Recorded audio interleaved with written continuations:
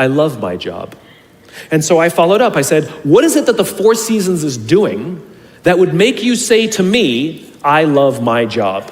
And without skipping a beat, Noah said, throughout the day, managers will walk past me and ask me how I'm doing, if there's anything that I need to do my job better. He said, not just my manager, any manager. And then he said something magical. He says, I also work at Caesar's palace. And at Caesar's palace, the managers are trying to make sure we're doing everything right. They catch us when we do things wrong. He says, when I go to work there, I like to keep my head under the radar and just get through the day so I can get my paycheck. He says, here at the Four Seasons, I feel I can be myself. Same person, entirely different experience from the customer who will engage with Noah.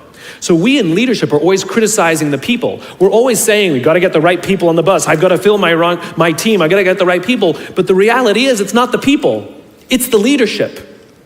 If we create the right environment, we will get people like Noah at the Four Seasons. If we create the wrong environment, we will get people like Noah at Caesar's palace. It's not the people. And yet we're so quick to hire and fire. You can't hire and fire your children. If your kids are struggling, we don't say, you gotta see at school, you're up for adoption. So why is it that when somebody has performance problems at work, why is it that our instinct is to say, you're out? We do not practice empathy. What does empathy look like? Here's the lack of empathy. This is normal in our business world. You walk into someone's office, someone walks into our office and says, your numbers have been down for the third quarter in a row. You have to pick up your numbers, otherwise I can't guarantee what the future will look like. How inspired do you think that person is to come to work the next day? Here's what empathy looks like. You walk into someone's office, someone walks into your office and says, your numbers are down for the third quarter in a row. Are you okay? I'm worried about you. What's going on? We all have performance issues. Maybe someone's kid is sick. Maybe they're having problems in their marriage. Maybe one of their parents is dying. We don't know what's going on in their lives. And of course it will affect performance at work. Empathy is being concerned about the human being, not just their output. And we have to practice empathy. And one of the groups that we are pretty bad at practicing empathy with is our young millennials. So let me show you what empathy looks like. Listening to understand, trying to understand someone's point of view and disposition. At 100% of the talks that I give or the meetings that I have, invariably, someone will raise their hand and ask about the millennial problem. Apparently, this young generation is unleadable. Apparently, they have confounded every single company in every single industry. And so now it's at the point where companies have given up and are now just asking millennials, what do you want? And so they say, we want free food and bean bags. And so now every company has free food and bean bags, and guess what? Nothing has changed. So what I thought I would do is show you what empathy looks like.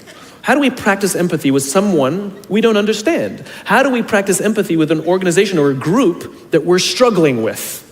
Right? So we have to understand that it breaks down to 4 things. I've broken it down into parenting, technology, impatience, and environment. Let's talk about parenting first.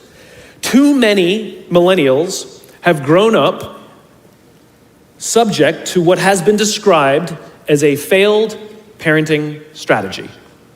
Too many of them were told as they were growing up that they were special, that they can have whatever they want just because they want it.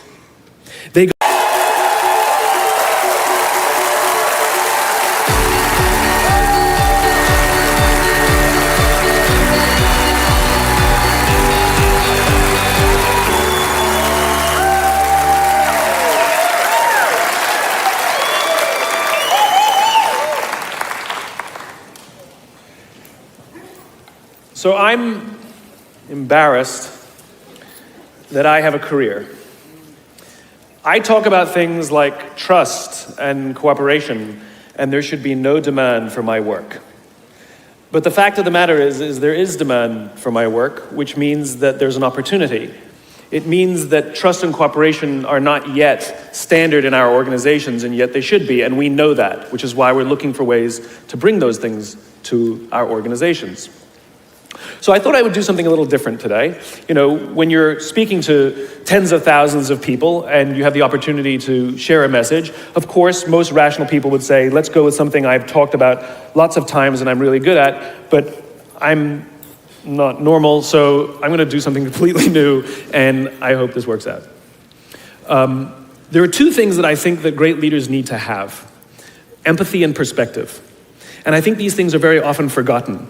Leaders are so often so concerned about their status or their position in an organization, they actually forget their real job. And the real job of a leader is not about being in charge, it's about taking care of those in our charge. And I don't think people realize this, and I don't think people train for this. When we're junior, our only responsibility is to be good at our jobs. That's all we really have to do.